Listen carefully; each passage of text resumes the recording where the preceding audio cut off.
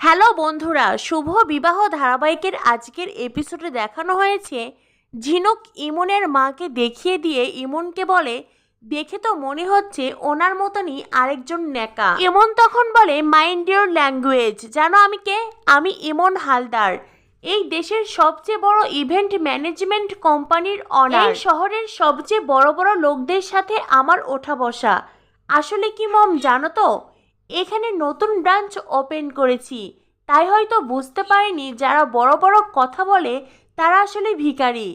এইরকম lawyer middle class ফ্যামিলির কাজ আমরা করি না। তখনই ইমনের একজন কর্মচারী এসে ইমনকে বলে, আসলে ম্যাম ওনাদের বাড়িতে একটি বড় অ্যাক্সিডেন্ট হয়ে গেছে। ইমন লোকটিকে ধমক দিয়ে বলে, তোমাকে এখানে কলকাতার কোঅর্ডিনেটর বানিয়েছিলাম না, এই তোমার ক্লায়েন্টের ছিরি। যাও এখনই সব কিছু এখান থেকে খুলে নিয়ে যাও, এখানে কোনো বিয়ে হবে না। তখনই সুধা বলে, হবে, আপনারা কাজ না করলেও বিয়ে হবে, আর এখানেই হবে। ইমন বলে, তাই নাকি? তোমার কি মনে হয় আমি যদি এখন এই ইভেন্ট থেকে ব্যাক আউট করি, কলকাতার কোনো এজেন্সি এই কাজ করতে রাজি হবে?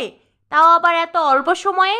তোমাকে একটা সাজেশন দেই, তুমি বরং গণ বিবাহে যাও, ওখানে গিয়ে মেয়েকে বিয়ে দাও। তখনই সুধা বলে, ম্যাডাম, লয়ার মিডল ক্লাস হোক কিংবা শহরের সবচেয়ে ধনী, আদতে বিয়ে কিন্তু দুটি পরিবারের মিলন। তার জন্য দেখনদারির কোনো প্রয়োজন নেই, প্রয়োজন শুধু আন্তরিকতা আর আতিথেয়তা। তখনই ইমন সুধাকে বলে, তোমার মতন বেহেনজির কাছ থেকে এখন কি আমাকে ওয়েডিং প্ল্যানিং শিখতে হবে? তখনই ইমনের মা ন্যাকামি করে বলে, লিটল বেবি, তুমি কেন ওদের সঙ্গে মুখ লাগাচ্ছ? ওদের না আছে ড্রেসিং সেন্স আর না আছে স্টেটাস, ওরা গরিব ভিখারি। তখনই ঝিনুক বলে, ভিখারি কাকে বলছেন? হ্যাঁ কাকে বলছেন?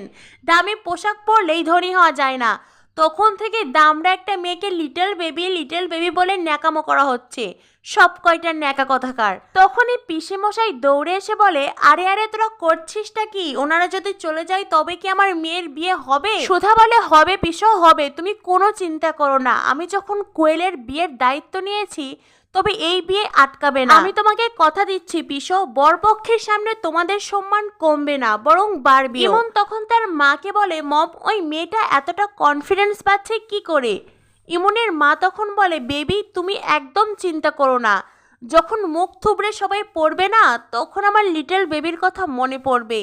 এই বলতেই তারে পা বিঁধে ইমনের মা মুখ থুবড়ে পড়ে যায়। আর তখনই ঝিনুক আর তার বোন এসে বলে, বেবি, লিটল বেবি, এই বলে মস্করা করে ওখান থেকে ছুট লাগায়। ইমনের মা উঠে আবারও ন্যাকামি শুরু করে দেয়, এই ময়লা মাটিতে পড়ে গেছে। ইমনের মা তখন ইমনকে বলে, লিটল বেবি চলো এখনই এখান থেকে চলে যাব, আর এক মুহূর্তে এখানে থাকবো না। এই বলে তারা গাড়িতে চড়ে রওনা দেয়। এদিকে বিয়ে বাড়ির ডেকোরেশনের সমস্ত জিনিসপত্র তারা খুলে নিয়ে গেছে।